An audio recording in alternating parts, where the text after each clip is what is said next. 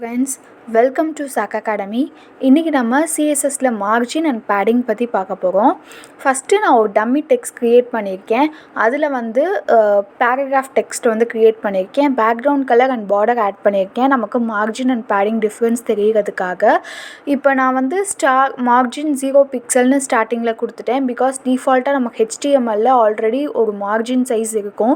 So நம்ம 0 pixel அப்படின்னு சொல்லி ஸ்டார்டிங்கில் எல்லாத்தையும் செலக்ட் பண்ணி கொடுக்கும் போது நமக்கு அந்த மார்ஜின் வந்து போயிடும். ஸோ நம்ம கொடுக்குற சைஸ் தான் வந்து இனிமேல் வந்து அப்ளை ஆகும். இப்போ வந்து நான் margin top, bottom, left and right வந்து கொடுக்குறேன். 20 பிக்சல் அண்ட் 15 பிக்சல் அந்த மாதிரி வந்து நான் கொடுக்குறேன். இப்படி நம்ம இண்டிவிஜுவலாகவும் வந்து மார்ஜினை வந்து மென்ஷன் பண்ணலாம். இல்லை சேமாக ஒரு மார்ஜின் அப்படின்னு போட்டுட்டு நம்ம 4 சைட்ஸ்க்கும் சேமாக ஒரு மார்ஜின் அப்படின்ற மாதிரி நம்ம வந்து மென்ஷன் பண்ண முடியும்.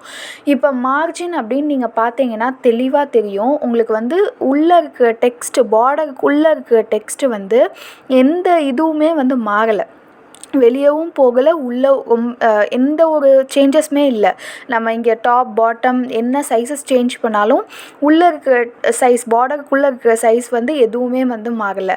நமக்கு மாறுறது ஃபுல்லாக வெளியில் அதை சுற்றி இருக்கிற அந்த மார்ஜின் டாப் ஆர் ரைட் அந்த இது மட்டும்தான் வந்து மாறுது. ஸோ இதுதான் வந்து டிஃப்ரென்ஸ். மார்ஜின் அப்படின்னா உங்களுக்கு வந்து வெளியில் உள்ளது மட்டும்தான் மாறும்.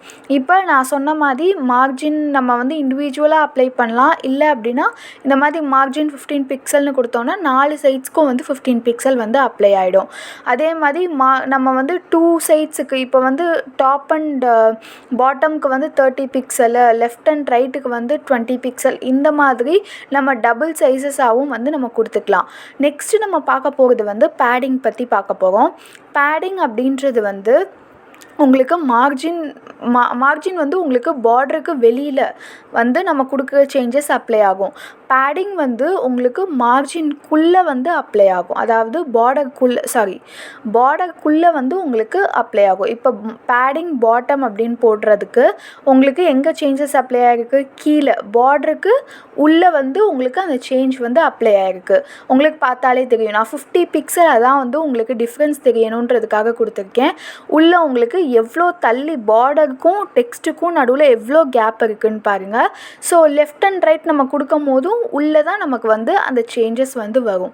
ஸோ மேஜராக இதில் நீங்கள் புரிஞ்சுக்கிறது என்ன அப்படின்னா, மார்ஜின் அப்படின்னா உங்களுக்கு பார்டருக்கு வெளியில் வந்து சேஞ்சஸ் வந்து சைஸில் வந்து அப்ளை ஆகும்.